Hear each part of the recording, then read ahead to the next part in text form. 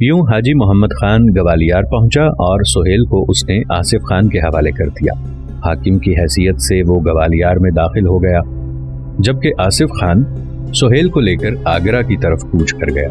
राजा राम शाह के लश्कर को शिकस्त देते वक्त जो लड़कियां हाथ लगी थीं, उनमें से एक इंतहाई खूबसूरत और पुरकशिश लड़की थी जिसका नाम सुंदर देवी था। आसिफ खान उसकी गिरफ्तारी के वक्त ही उस पर रीझ गया था और गवालियार पर कार्रवाई करने के दौरान तक उसकी मुलाकातें जारी रहीं। इन मुलाकातों के नतीजे में सुंदर देवी नाम की वो लड़की भी आसिफ खान को पसंद करने लगी। जब आसिफ खान कामयाब होकर वापस गवालियार पहुंचा तो अकबर ने उसके मनसब में इजाफा कर दिया। 1 हजारी से उसे 5 हजारी अमीर बना दिया गया, यानी पहले उसके तहत 1000 का लश्कर था तो अब उसे 5000 लश्करियों का सालार बना दिया गया था। साथ ही आसिफ खान की ख्वाहिश पर सुंदर देवी से आसिफ खान का निकाह हो गया था। सुंदर देवी ने इस्लाम कबूल करके अपना नाम फखरुन्निसा रख लिया था। इन हालात को देखते हुए अकबर ने आसिफ खान की शादी के बाद उसे आगरा में रिहाइश के लिए छोटी सी हवेली भी रिहाइश के लिए दे दी। इससे पहले जो चहार बाग के सामने दोनों भाइयों के पास एक छोटा सा मकान था, वो भी उन्हीं के पास रहने दिया गया। शादी के बाद अपनी बीवी के साथ आसिफ खान नई हवेली में रहने लगा। शुरू के चंद दिनों में आदिल खान भी अपने भाई और भावज के साथ इसी हवेली में रहा, लेकिन आहिस्ता आहिस्ता सुंदर देवी यानी फखरुन्निसा आदिल खान के वहां रहने को नापसंद करने लगी। उसके इस रवैये को आदिल खान ने भांप लिया था, लिहाजा भाई के पास रहने की बजाय वो पहले वाले मकान में रहने लगा। उसके इस रवैये को आसिफ खान ने नापसंद किया। कई बार उसने आदिल खान को अपने साथ ले जाना चाहा, लेकिन आदिल खान तरह तरह के बहाने करके टाल देता। उसने कभी फखरुन्निसा के रवैये की शिकायत अपने भाई से न की थी, ताहम वो भाई के कहने पर कभी कभार उसकी हवेली में मिलने के लिए जाता। अगर आसिफ खान घर पर होता तो वक्त अच्छा गुजर जाता, लेकिन अगर कभी उसकी गैर मौजूदगी में आदिल खान वहां जाता तो उसकी आमद को फखरुन्निसा इंतहा दर्जे का नापसंद करती। ना उसकी आवभगत करती, ना उससे बातचीत करती। इससे आदिल खान ने अंदाजा लगाया कि फखरुन्निसा को उसका वहां आना जाना भी पसंद नहीं। इस बिना पर उसने एक तरह से अपने भाई के यहाँ आना जाना भी कम कर दिया। गवालियार की मुहिम का आगाज और उसे सर करके बैराम खान ये ख्याल करने लगा था कि उसने अकबर का दिल अपनी तरफ से साफ कर लिया है, लेकिन ऐसा नहीं हुआ था। बैराम खान से जो ज्यादतियां और गलतियां हुई थीं वो अकबर के दिल में जड़ पकड़ चुकी थीं और अब इन इख्तलाफात को कुछ लोग, जिनमें ज्यादातर अकबर के लवाहिकीन थे, हवा देने लगे थे। जहाँ तक बैरम खान के हम ख्याल, हम प्याला और उसके ज़बरदस्त हिमायती अली कली खान शेबानी का ताल्लुक था तो अकबर शुरू में उसकी कारगुजारी से बड़ा खुश था और उसे खाने ज़मान का खिताब भी दिया था और मशरिक के कुछ इलाकों का उसे हाकिम भी मुकर्रर किया था। बाद में एक गुलाम की वजह से अकबर और अली कली खान के दरमियान इख्तलाफात पैदा हो गए और अली कली खान ही की वजह से वो गुलाम जो एक अरसे तक अकबर की खिदमत में रहा था वो मारा गया था। इस तरह अली कली खान के खिलाफ भी अकबर के दिल में एक गांठ सी लग गई थी।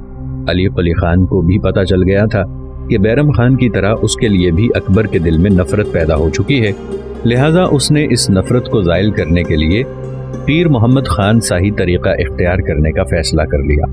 उन दिनों जौनपुर और बनारस के इलाके मुग़ल सल्तनत में शामिल नहीं थे। ये इलाके हुमायूं के अहद में अफगानों के कब्जे में चले गए थे।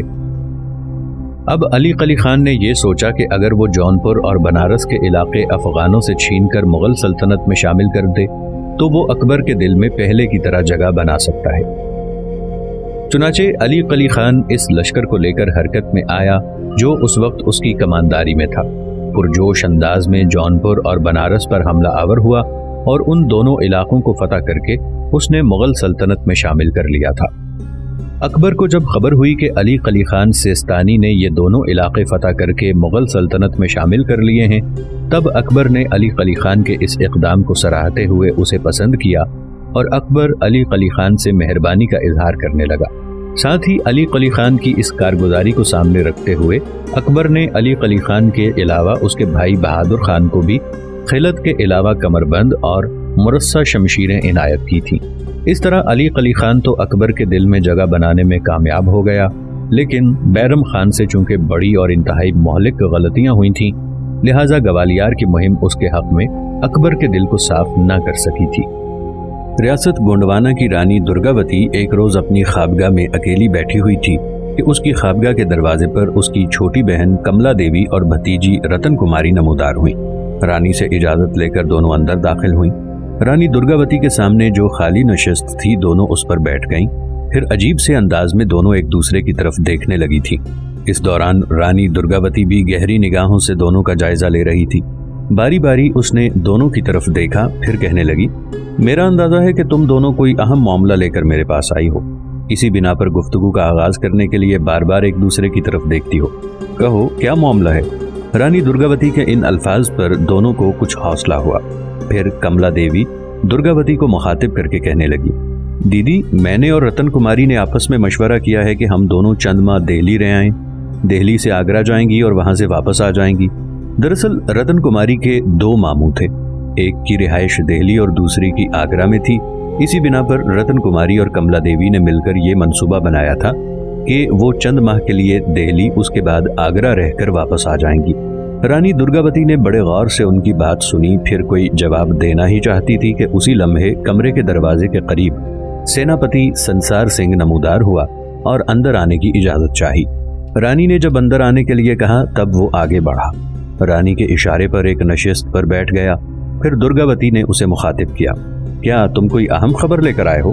سنسار سنگھ نے پہلے اسبات میں سر ہلایا، پھر دھیمے لہجے میں کہنے لگا، میرا دل کہتا ہے ہمارے لیے کچھ خدشات اٹھنے شروع ہو گئے ہیں۔ سنسار سنگھ کے ان الفاظ پر رانی درگاوتی نے گھبرانے کے انداز میں اس کی طرف دیکھا۔ اس کے چہرے پر کسی قدر پریشانی کے آثار بھی نمودار ہو گئے تھے۔ پھر سنسار سنگھ کو اس نے مخاطب کیا، کھل کر کہو کیا کہنا چاہتے ہو؟ جواب میں سنسار سنگھ نے گلا صاف کیا اور اس کے بعد وہ کہہ رہا تھا، مالکن، میں نے پہلے آپ پر واضح کیا تھا کہ آصف خان اور عادل خان دونوں بھائی بھاگ کر مغلوں کے لشکر میں جا چکے ہیں۔ اب جو نئی خبر آئی ہے وہ کسی قدر پریشانی کا باعث ہے۔ وہ دونوں بھائی یہاں سے بھاگنے کے بعد مغلوں کے لشکر میں شامل ہو گئے تھے اور وہاں انہوں نے اپنی بہترین کارگزاری کی بنا پر مغلوں کے لشکر میں ایک اچھا خاصا مقام بنا لیا ہے۔ چند دن پہلے کی جو خبر میرے پاس پہنچی ہے اس کے مطابق اکبر نے آصف خان کو پہلے 1000 سالار مقرر کیا تھا۔ اس کے بعد گوالیار کی مہم اس کے سپرد کی گئی تھی۔ مغل لشکر نے گوالیار فتح کر کے اپنی سلطنت میں شامل کر لیا ہے اور آصف خان اب 1000 کی بجائے 5000 سالار ہے۔ اس وقت 5000 لشکری اس کی کمانداری میں ہیں۔ جہاں تک عادل خان کا تعلق ہے تو اس سے متعلق خبریں بھی تشویش کا باعث ہیں۔ آپ جانتی ہیں کہ وہ لڑکپن میں ہی بہترین نشانے باز تھا اور اس کی تیر اندازی شبے کی حد تک بے خطا تھی۔ اپنے اس فن، اپنی اس ہنرمندی کا مظاہرہ اس نے اکبر کے لشکر میں جا کر کیا۔ پہلے سکندر شاہ سوری کے ساتھ ٹکراؤ کے دوران اس نے بہترین تیر اندازی کی اور سکندر شاہ کے دونوں بازو زخمی کر کے اسے شکست سے دوچار کرنے کا ذریعہ بنایا۔ اس کے بعد جب مغل لشکر ہیمو بقال سے ٹکرایا تو اسی عادل خان نے ہیمو بقال پر ایسا تیر مارا کہ اس کا تیر ہیمو بقال کی آنکھ سے ہوتا ہوا سر کی پچھلی سمت سے جا نکلا اور اس کے اس تیر کی وجہ سے ہیمو بقال کے لشکر میں کھلبلی مچ گئی، اسے شکست ہوئی۔ اس کی انہی کارگزاریوں کو دیکھتے ہوئے اکبر نے عادل خان کو اپنے محافظ دستے میں شامل کر لیا ہے۔ گو ابھی وہ 9 عمر ہے، لیکن پھر بھی اکبر کی نگاہوں میں اس نے ایک مقام حاصل کر لیا ہے۔ 9 عمری میں اگر اس کی یہ حالت ہے تو جوان ہو کر وہ اس سے بھی زیادہ ترقی کر سکتا ہے۔ آپ کے پاس آنے اور یہ ساری خبریں سنانے کا مقصد یہ ہے کہ آصف خان اور عادل خان جو بڑی تیزی سے مغل لشکر کے اندر ترقی کر رہے ہیں اور اکبر کی نگاہوں میں آ رہے ہیں تو کسی روز وہ ہماری ریاست پر حملہ آور ہونے کا سبب بھی بن سکتے ہیں۔ اس بنا پر میں چاہتا ہوں کہ ہمیں جہاں اپنے لشکر کو استوار کرتے ہوئے اس کی بہترین تربیت کا کام سر انجام دینا چاہیے، وہیں لشکر میں اضافہ بھی کرنا چاہیے۔ سنسار سنگھ کے ان الفاظ پر رانی درگاوتی کسی قدر پریشان ہو گئی تھی۔ کچھ سوچا، پھر کہنے لگی، سنسار سنگھ، تم اپنے لشکر کی تعداد جس قدر بڑھانا چاہتے ہو بڑھا سکتے ہو۔ اس کے لیے جس قدر رقم تمہیں چاہیے ہوگی وہ میں تمہیں مہیا کر دوں گی۔ بس میں صرف یہ چاہتی ہوں کہ آنے والے دور میں اگر آصف خان یا عادل خان میں سے کسی نے اپنے باپ اور اپنے اہل خانہ کی ہلاکت کا ہم سے انتقام لینے کا کوئی ذریعہ پیدا کر لیا تو ہمیں اس قابل ہونا چاہیے کہ ہم ان کے حملوں کو ناکام بنا کر نہ صرف ان کی انتقامی کارروائی سے بچ سکیں بلکہ انہیں پسپا کر کے اپنی بقا اور سالمیت کو بحال رکھ سکیں۔ رانی درگاوتی جب خاموش ہوئی تب سنسار سنگھ پھر بول اٹھا، جن لوگوں سے مجھے یہ خبریں ملی ہیں ان کا کہنا ہے کہ آصف خان نے شادی بھی کر لی ہے۔ دراصل جس وقت اکبر نے گوالیار کی مہم اس کے ذمے لگائی اور گوالیار اس نے فتح کیا تو گوالیار پر قبضہ کرنے کے لیے سب سے پہلے راجہ مان سنگھ کا پوتا رام شاہ اپنے لشکر کو لے کر نکلا تھا۔ پھر رام شاہ کو اس آصف خان نے شکست دی۔ رام شاہ شکست کھا کر جب بھاگا تو اس کے لشکر میں جو لڑکیاں تھیں وہ گرفتار ہو گئیں۔ ان میں ایک لڑکی جو رام شاہ کے خاندان سے تعلق رکھتی تھی، جس کا نام سندر دیوی تھا اور انتہا درجے کی خوبصورت تھی، آصف خان اس پر فریفتہ ہو گیا۔ دونوں کی ملاقاتیں ہوئیں۔ وہ لڑکی بھی آصف خان کو پسند کرنے لگی اور آخر کار آگرہ جا کر اس لڑکی نے اسلام قبول کر لیا۔ سندر دیوی سے وہ فخر النساء بن گئی اور اب وہ آصف خان کی بیوی ہے۔ بتانے والے نے مجھے یہ بھی بتایا ہے کہ آصف خان کی بیوی کی وجہ سے آصف خان کے چھوٹے بھائی عادل خان نے اس سے علیحدہ رہائش اختیار کر لی ہے، اس لیے کہ فخر النساء اس بات کو پسند نہیں کرتی کہ عادل خان ان کے ساتھ رہے، لہٰذا اب وہ دونوں بھائی علیحدہ ہو چکے ہیں۔ آصف خان اپنی بیوی کے ساتھ رہتا ہے اور عادل خان جو ابھی نوعمر ہے وہ آگرہ میں چہارم باغ کے سامنے اپنے اس مکان میں رہتا ہے جو شروع میں اکبر نے ان دونوں بھائیوں کو دیا تھا۔ یہاں تک کہنے کے بعد سنسار سنگھ خاموش ہو گیا، پھر رانی درگاوتی سے اجازت لے کر وہ وہاں سے اٹھ کر چلا گیا تھا۔ اس کے جانے کے بعد رانی درگاوتی نے باری باری گھورنے کے انداز میں کملا دیوی اور رتن کماری کی طرف دیکھا، پھر کہنے لگی، تم نے سنسار سنگھ کی گفتگو سنی؟ تم دونوں پہلے دہلی پھر آگرہ جانے کا ارادہ رکھتی ہو، کیا ان حالات میں تمہارا وہاں جانا محفوظ ہے؟ ہمارے لوگوں کی وجہ سے آصف خان اور عادل خان کا باپ عبداللہ مارا گیا اور پھر اس کی ماں بہنوں کا خاتمہ ہوا، اس کے مکان کو آگ لگا دی گئی۔ ان حالات میں اگر تم پہلے دہلی اور پھر آگرہ جاؤ گی تو کیا تم دونوں سلامت وہاں سے واپس آ سکو گی؟ آصف خان اور عادل خان کو جب خبر ہوئی کہ تم دونوں وہاں پہنچی ہو تو کیا وہ تم دونوں سے انتقام نہیں لیں گے؟ رانی درگاوتی جب خاموش ہوئی تب کملا دیوی بولی، پھر کہنے لگی، وہ دونوں بھائی ہم سے کیوں انتقام لیں گے؟ ہم نے ان کا کیا بگاڑا ہے؟ اور پھر دیدی رتن کماری کے ماموں بھی تو دہلی اور آگرہ میں رہتے ہیں، اگر انہوں نے انتقام ہی لینا ہوتا تو کیا وہ رتن کماری کے ماموں، جن میں سے ایک دہلی اور دوسرا آگرہ میں رہتا ہے، ان کے خلاف انتقامی کارروائی کرتے ہوئے ان کا خاتمہ نہیں کر سکتے تھے، جبکہ انہیں کچھ نہیں کہا گیا؟ اپنی چھوٹی اور نوعمر بہن کملا دیوی کے ان الفاظ پر رانی درگاوتی مسکرائی، گھورنے کے انداز میں اس کی طرف دیکھتے ہوئے کہنے لگی، تم کچھ زیادہ ہی بولنے نہیں لگ گئی ہو؟ دیکھو، پہلے مجھے حالات کا جائزہ لینے دو۔ اگر میں نے دیکھا کہ تمہارا دہلی اور آگرہ جانا تم دونوں کے لیے نقصان دہ نہیں ہے تو فکر نہ کرو، میں تم دونوں کو جانے کی اجازت دے دوں گی۔ فی الحال اس معاملے میں خاموشی اختیار کیے رہو۔ کملا دیوی اور رتن کماری بھی کسی حد تک رانی درگاوتی کے اس فیصلے سے مطمئن ہو گئی تھیں، پھر وہ اس کی خوابگاہ سے نکل گئیں۔ بیرم خان اپنی جگہ مطمئن تھا کہ گوالیار کی فتح کے بعد اس نے ایک طرح سے اپنی طرف سے اکبر کا دل صاف کر دیا ہے، لیکن ایسا نہیں ہوا۔ اکبر بظاہر خاموش تھا، اس لیے کہ اس وقت سلطنت کے سارے امور پر بیرم خان کی گرفت تھی، لیکن انہی دونوں بیرم خان سے ایک غلطی ایسی ہوئی جس کی بنا پر اکبر اس کے خلاف حرکت میں آنے پر آمادہ ہوا یوں کہ اکبر سلطنت کے سارے امور بیرم خان کے حوالے کر کے خود شکار کے لیے روانہ ہوا۔ جب وہ دہلی کے مضافات میں سکندر آباد پہنچا تب اس کی خدمت میں اس کی دودھ شریک ماں کا شوہر ماہا متکا اور اس کا بیٹا ادم خان حاضر ہوئے اور اکبر پر یہ انکشاف کیا کہ اس کی ماں دہلی میں سخت بیمار ہے، اگر حضور اس کی عیادت کے لیے تشریف لے چلیں تو اس سے ان کو خوشی ہوگی۔ چنانچہ اکبر نے ان کے مشورے پر عمل کرتے ہوئے دہلی کا رخ کیا۔ دہلی پر اس وقت اکبر کی طرف سے شہاب الدین احمد خان نیشا پوری حاکم تھا جو مہم اتکا کا داماد تھا۔ سب نے مل کر اکبر کا بہترین استقبال کیا۔ بہت سے گراں قدر نادر تحائف بھی اکبر کی خدمت میں پیش کیے۔ آخر ایک روز شہاب الدین نیشا پوری اور ادم خان دونوں آپس میں اتفاق کرنے کے بعد اکبر کی خدمت میں حاضر ہوئے اور شہاب الدین اکبر کو مخاطب کر کے کہنے لگا، ہمیں یقین ہے کہ ہمارے آخری دن قریب آ گئے ہیں، کیونکہ بیرم خان حضور کے اس سفر کو ہماری التجا اور درخواست کا نتیجہ سمجھ کر مصاحب بیگ کی طرح ہمیں بھی تلوار کے گھاٹ اتار دے گا۔ اس لیے بہتر یہی ہے کہ حضور ہمیں مکہ معظمہ اور دیگر مقامات مقدسہ کی زیارت کرنے کی اجازت دیں تاکہ ہم خیر خواہان حکومت اپنی جان بچا سکیں اور حضور کے اقبال اور عمر کی زیادتی کے لیے دعا مانگتے رہیں۔ ان دونوں کی یہ التجا سن کر اکبر بہت متاثر ہوا، لیکن ان کے کہنے پر اس نے بیرم خان کو معزول کر دینا بھی مناسب نہ سمجھا، کیونکہ اس نے بڑی جانفشانی سے حکومت اور بادشاہ کی خدمت کی تھی۔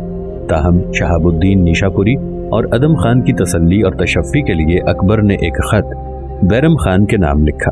اس خط کا مضمون کچھ اس طرح تھا، میں دہلی میں اپنی والدہ کی احوال پرسی کے لیے آیا ہوں۔ دہلی کی طرف میرا آنا شہاب الدین اور ادم خان کے مشورے کا نتیجہ نہیں ہے، اس لیے اگر تم دونوں کو ایک تسلی آمیز خط اپنے قلم سے لکھ کر بھیج دو تو یہ دونوں مطمئن ہو جائیں گے۔ یہ خط بیرم خان کی طرف بھجوا دیا گیا اور دہلی میں قیام کے دوران شہاب الدین نے اکبر کے سامنے کھلم کھلا ایسی باتیں کی جن سے بیرم خان کی غداری اور سرکشی کا پتہ چلتا تھا۔ اس طرح گویا شہاب الدین نے اکبر کو بیرم خان سے پوری طرح بدگمان اور بدظن کر کے رکھ دیا تھا۔ بیرم خان کو جب اکبر کا یہ خط ملا تو وہ بہت پریشان ہوا۔ اس نے اسی وقت اکبر کو خط لکھا۔ اس کے خط کا مضمون کچھ اس طرح تھا: اس قسم کی بدگمانیوں سے میں لاکھوں کوس دور ہوں۔ یہ ناممکن ہے کہ خیر خواہان حضور اور جانثاران سلطنت کے متعلق کوئی برا خیال میرے دل میں آئے۔ بیرم خان نے یہ خط اپنے قلم سے لکھا اور ایک شخص حاجی محمد خان سیستانی اور ترسون بیگ کے ذریعے اکبر کی طرف دہلی روانہ کر دیا۔ لیکن بیرم خان کی بدقسمتی کے انہی دنوں اس سے ایک اور غلطی سرزد ہوئی جو ناقابل معافی تھی اور جس کی وجہ سے اکبر اس کے خلاف حرکت میں آ گیا تھا۔ ہوا کچھ یوں کہ اکبر کی تخت نشینی کا وقت قریب آیا تو ایک شخص ابو المعالی نے اس کی مخالفت کی، جس کی بنا پر اسے گرفتار کر کے لاہور کے زندان میں ڈال دیا گیا تھا۔ چنانچہ یہی ابو المعالی انہی دنوں لاہور کے قید خانے سے فرار ہو کر ایک شخص کمال خان گکھڑ کے پاس پناہ گزین ہوا اور اس نے کمال خان کو کشمیر کی فتح کے لیے اکسایا۔ کمال خان گکھڑ نے ابو المعالی کے مشورے پر عمل کرتے ہوئے کشمیر پر حملہ کیا، لیکن شکست کھا کر واپس آ گیا۔ اس شکست کی وجہ سے اس نے ابو المعالی کو اپنے ہاتھ سے نکال باہر کیا۔ چنانچہ وہ دیپال پور پہنچا، وہاں ایک سازش میں ملوث ہوا اور دیپال پور کے حاکم نے بھی اسے دیپال پور سے نکالا اور سندھ کی طرف بھیج دیا۔ سندھ میں داخل ہونے کے بعد ابو المعالی گجرات چلا گیا، وہاں اس سے ایک قتل ہو گیا، لہذا گجرات سے بھاگ کر وہ جونپور علی قلی خان سیستانی کے پاس چلا گیا جو بیرم خان کا بہترین ساتھی تھا۔ چنانچہ علی قلی خان نے اس سلسلے میں بیرم خان سے مشورہ کیا۔ بیرم خان کے اشارے پر علی قلی خان نے اسے جونپور سے آگرہ روانہ کر دیا۔ ان دنوں اکبر نے دہلی میں قیام کیا ہوا تھا، چنانچہ بیرم خان نے وقتی طور پر لوگوں کی زبانیں بند کرنے کے لیے ابو المعالی کو بیانہ کے قلعے میں قید کر دیا۔ بعد میں بیرم خان نے اسے وہاں سے بھی آزاد کر دیا اور یہ ایسی غلطی تھی جسے اکبر برداشت کرنے کے لیے تیار نہ تھا۔ ان حالات کی خبر جب دہلی میں اکبر کو ہوئی تو اس نے فی الفور اس کے خلاف کارروائی کی۔ اس نے ایک فرمان جاری کیا جس کے تحت اس نے سلطنت کا سارا اقتدار خود سنبھال لیا اور یہ بھی اعلان کر دیا کہ آئندہ ایسا کوئی حکم نہ مانا جائے جو شاہی مہر کے بغیر جاری کیا گیا ہو۔ بیرم خان کو جب ان حالات کی خبر ہوئی تو اس نے اپنے کچھ وفاداروں کو خفیہ طور پر دہلی بھیجا تاکہ وہ اکبر کو بیرم خان کی طرف سے وفاداری کا یقین دلائیں، لیکن اس میں اسے کامیابی حاصل نہ ہوئی۔ ان حالات میں بیرم خان ایسا بوکھلایا کہ اس سے غلطی پر غلطی سرزد ہونے لگی۔ چنانچہ سب سے پہلے اس نے ارادہ کیا کہ وہ آگرہ سے نکل کر مالوا کا رخ کرے، جو لشکر اس کے تحت کام کرتا ہے اسے اپنے ساتھ لے جائے اور مالوا کو فتح کر کے وہاں اپنی خود مختار حکومت قائم کرنے کا اعلان کر دے۔ ان دنوں وہاں کا اکثر و بیشتر حصہ باز بہادر کے تحت تھا، جو گانے والیوں کے جھرمٹ میں پھنسا ہوا تھا، لہٰذا اسے فتح کرنا آسان تھا۔ چنانچہ اپنے اس ارادے کو عملی جامہ پہنانے کے لیے بیرم خان آگرہ سے بیانہ پہنچا۔ وہاں اس نے کچھ دیر دیگر سالاروں اور لشکریوں کو بھی اپنے ساتھ لے لیا، لیکن جب اس کا ساتھ دینے والے سالاروں کو خبر ہوئی کہ وہ تو اکبر کے خلاف بغاوت کرنا چاہتا ہے اور مالوا پر حملہ آور ہو کر وہاں اپنی حکومت قائم کرنا چاہتا ہے، تو اکثر سالار اور لشکری بیرم خان کا ساتھ چھوڑ کر چلے گئے۔ چنانچہ بیرم خان کو اپنی تباہی اور بربادی سامنے دکھائی دینے لگی۔ ان حالات میں بیرم خان اپنے مالوا کے سفر پر بڑا نادم اور شرمندہ ہوا۔ اس کے بعد اس نے جونپور جانے کا ارادہ کیا، اس لیے کہ جونپور پر اس وقت علی قلی خان حاکم تھا جو بیرم خان کا دست راست تھا اور ایک طرح سے وہ بیرم خان کا طرفدار بھی تھا۔ بیرم خان کا ارادہ تھا کہ وہ جونپور پہنچ کر علی قلی خان سیستانی کی مدد سے بنگال پر حملہ آور ہوگا، وہاں سے افغانوں کو نکال کر بنگال کو فتح کر کے وہاں اپنی خود مختار حکومت قائم کرے گا۔ اس ارادے کے پیش نظر بیرم خان نے اب جونپور کا سفر اختیار کیا، لیکن وہ ایسا بدحواس ہوا تھا کہ چند منزل کا سفر طے کرنے کے بعد رک گیا، اپنا ارادہ بدل دیا اور پھر اس نے بیت اللہ کا حج کرنے کا ارادہ کر لیا۔ چنانچہ اس ارادے سے وہ ناگور کی طرف روانہ ہوا۔ چنانچہ بیرم خان جب اپنے لشکر کے ساتھ ناگور پہنچا تو اس کا ارادہ، اس کی نیت پھر بدل گئی۔ اس نے اپنے بعض ساتھیوں کو بہلانے پھسلانے پر حج کا ارادہ ترک کر دیا۔ اس کے ساتھیوں نے اسے یہ ترغیب دی کہ وہ سارے علاقوں کو فراموش کر دے، پنجاب کا رخ کرے۔ پنجاب ایک وسیع اور مضبوط علاقہ ہے، وہاں پر قبضہ کرنا بھی آسان ہے۔ چنانچہ پنجاب پر قبضہ کر کے وہ اپنی خود مختار حکومت قائم کر کے अकबर का मुकाबला कर सकता है।